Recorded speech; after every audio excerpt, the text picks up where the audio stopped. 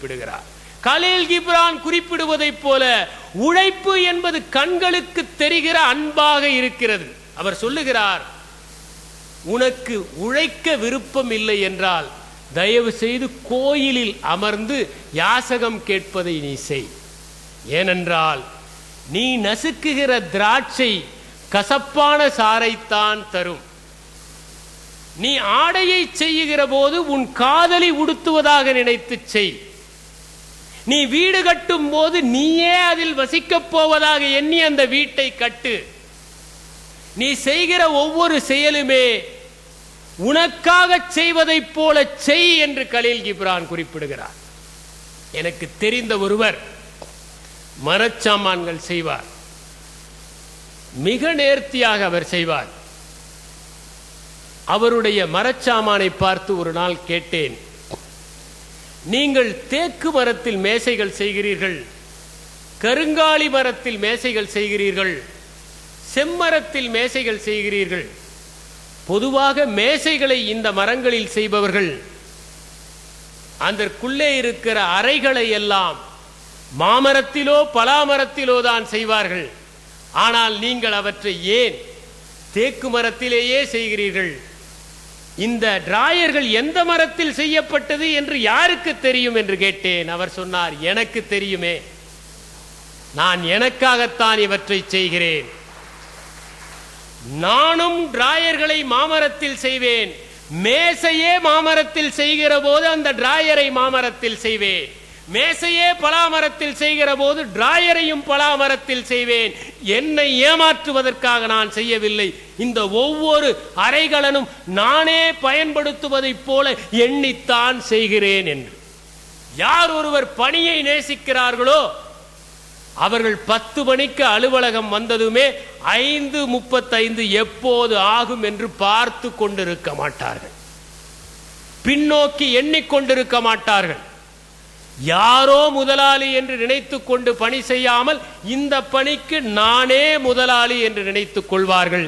ஏனென்றால் முதலாளி என்கிற சொல்லே முதல் தொழிலாளி என்பதன் சுருக்கம்தான். பணியை செய்கிற போது அந்த பணியை நேசித்து ஒவ்வொரு நாளும் அந்த பணியிலே கரைத்து கொண்டு யார் செய்கிறார்களோ, நான் இந்த நிறுவனத்திடம் 2000 ரூபாய் சம்பளம் வாங்குகிறேன் என்றால் 1500க்கு செய்து நான் கடனாளியாக மாட்டேன். 2000 ரூபாய்க்கு செய்து கணக்கனாக மாட்டேன். 4000 ரூபாய்க்கு பணியை செய்து நன்கொடையாளனாக ஆவேன் என்று எவன் நினைக்கிறானோ அவனே உயர்ந்த பணியை செய்வான். இந்த பணிப்பண்பாடு இந்தியாவிலே ஒரு காலத்திலே கொடிகட்டி பறந்தது என்பதை நினைத்து பாருங்கள். 1000 ஆண்டுகளுக்கு முன்பு 6 ஆண்டுகளில் 1000 ஆண்டுகள் நிறைவடைந்த பெரிய கோயிலை கட்டினார்கள் என்றால் அன்று எந்திரங்கள் இருந்தனவா? மண்ணெல்லும் எந்திரங்கள் இருந்தனவா? மனித சக்தியை வைத்துக் கொண்டு அவ்வளவு ஒரு மகத்தான சாதனையை செய்து முடித்தார்கள் என்று சொன்னால் அதற்கு முக்கிய காரணம் ஒவ்வொருவருமே உழைப்பை நேசித்தார்கள்.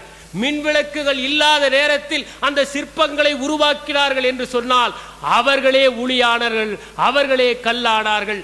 அந்த சிற்பத்திலே சிற்பியின் கையொப்பம் இல்லை. ஏனென்றால் அந்த சிற்பமே சிற்பியின் கையொப்பமாக இருக்கும். அதை செய்கிற போது தன்னை கரைத்து கொண்டு செய்தார்கள். ஒரு மகத்தான செயலுக்காக என்னை அர்ப்பணிப்பேன் என்று வியர்வை வழிய வழிய வெயிலிலே எந்த பாதுகாப்பும் இல்லாமல் கண்ணிலே துளிபட்டாலும் பரவாயில்லை, நெஞ்சிலே துகள்பட்டாலும் பரவாயில்லை என்று எத்தனை விழிகள் குருடாயின, எத்தனை கரங்கள் முடமாயின, எத்தனை கால்கள் முடக்குவாதத்தால் பாதிக்கப்பட்டன. ஆனால் அவற்றையும் மீறி அப்படி மகத்தான ஒன்றை செய்தார்கள் என்றால் அந்த கல்லிலே தங்களை கரைத்து கொண்டார்கள். அந்த ஓவியங்கள் 1000 ஆண்டுகள் ஆன பிறகும் இன்னும் அழியாமல் இருக்கின்றன என்று சொன்னால் அதற்கு காரணம் அவர்கள் அத்தனை பேருமே அவர்களே ஓவியமாக மாறினார். இந்த பணிப்பண்பாடு இந்தியாவில் இருந்ததனால்தான் அன்று சோழ சாம்ராஜ்யம் கிழக்கு சீமை முழுவதும் கொடிகட்டி பறந்தது. வங்காள விரிகுடா என்பது சோழர்களுடைய ஏரிகளாக இருந்தது.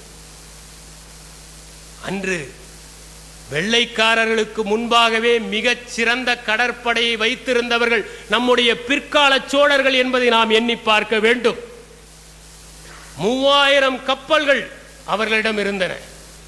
3 அணிகள் ஒரு இளவரசனால் தலைமையேற்று நடத்தி செல்லப்பட்டன. சோழர்களுடைய கப்பல்கள் கடலிலே பயணமாகிறது என்று சொன்னால் தூரத்து தேசங்களுக்கு எல்லாம் நிலநடுக்கம் வருகிற அளவுக்கு பயமும் பீதியும் கிளம்பியதால் சுமத்ராவின் மன்னன் ராஜேந்திர சோழனுக்கு நன்கொடையாக ஒரு தேரை கொடுத்து காலிலே விழுகிற அளவிற்கு வீரனாக இருந்தான் ராஜேந்திரன். உலகத்திலேயே போர்க்களத்தில் யானையை ஒற்றையாக சந்தித்து முறியடித்தவர்கள் 2 பேர்தான். ஒன்று அக்பர், இன்னொன்று ராஜேந்திரன். இன்று இருக்கின்ற இந்த கோயில்களை எல்லாம் அன்று எவ்வளவு அர்ப்பணிப்போடு கட்டினார்கள். காரணம், அவர்கள் பணியை நேசித்தார்கள். இந்த மண் பணியை நேசித்த மண். இந்த மண்ணிலே வெட்டப்பட்ட ஏரிகள், இங்கே வெட்டப்பட்ட வாய்க்கால்கள், கட்டப்பட்ட கோயில்கள், நிறுவப்பட்ட நிறுவனங்கள், மக்களின் வியர்வை செந்தி உருவான வயல்கள், களஞ்சியங்கள், கலங்கரை விளக்கங்கள், கப்பல்கள் ஆகிய அனைத்துமே மக்கள் பணியை நேசித்ததால் உருவானவை என்பதை நினைத்துக் கொள்ளுங்கள். அந்த பழைய பொற்காலத்தை நாம் எடுத்துச் செல்ல முடியாதா? இந்தியாவிற்கு வந்த மார்க்கோ போலோ எழுதுகிறார், தென்னாட்டு மன்னர்கள் மிகவும் தன்மானமுள்ளவர்கள். இவர்கள் தந்தை சேர்த்து வைத்த சொத்தை கஜானாவில் இருந்து செலவு செய்ய மாட்டார்கள். தானே சேகரித்த சொத்தை தான் செலவழிப்பார்கள். அவர்களுக்கு உயிர் துச்சமாக இருந்தது. போர்க்களத்திற்கு செல்லுகிற போது உயிரையும் கொடுப்பதற்கு தயாராக இருந்தார்கள். அன்று எப்படிப்பட்ட பாதுகாப்பு படை இருந்தது! தென்னவன் ஆபத்துதவிகள் என்கிற ஒரு படை எப்போதும் மன்னர்களை சுற்றி இருக்கும். அவர்களுக்கு தன் கையாலேயே சோறு ஊட்டி வெற்றிலை பாக்கு மடித்து கொடுப்பவன் மன்னன். அதுதான் சடங்கு. அன்றிலிருந்து மன்னன் எங்கு சென்றாலும் அவர்கள் உடன் வருவார்கள். மன்னன் சாப்பிடுகிற உணவை முதலில் அவர்கள் பரிசோதிப்பார்கள். மன்னன் இறந்தால் தற்கொலை செய்து கொள்வார்கள். அந்த அளவிற்கு பணியிலே ஒரு அர்ப்பணிப்போடு வாழ்ந்தவர்கள் இந்த மண்ணை சார்ந்தவர்கள். அந்த அர்ப்பணிப்பு இன்று ஏன் இல்லை? நான் வெளிநாட்டோடு யாரையும் ஒப்பிடப் போவதில்லை. ஏனென்றால் நம்முடைய மண்ணிலே இருந்துதான் வெளிநாடு உழைப்பை கற்றுக்கொண்டது.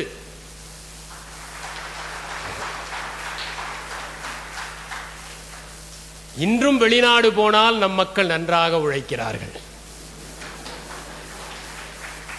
வெளிநாட்டிலே கடைவாயில் தேக்கி வைத்த எச்சை நம் விமான ஊர்தி நிலையத்தில் வந்து துப்புகிறார்கள். ஏனென்றால் தாய் மண் மீது அவர்களுக்கு அவ்வளவு பற்று. இவ்வளவு சிறப்பாக பணியை செய்த நாம் இன்று ஏன் பணியை செய்வது இல்லை என்றால் உழைப்பை நேசிக்கவில்லை. நாம் வியர்வையை விரும்பவில்லை. நாம் எல்லோருமே எளிதில் விரைவாக பணம் சம்பாதிக்க வேண்டும் என்று நினைக்கிறோம்.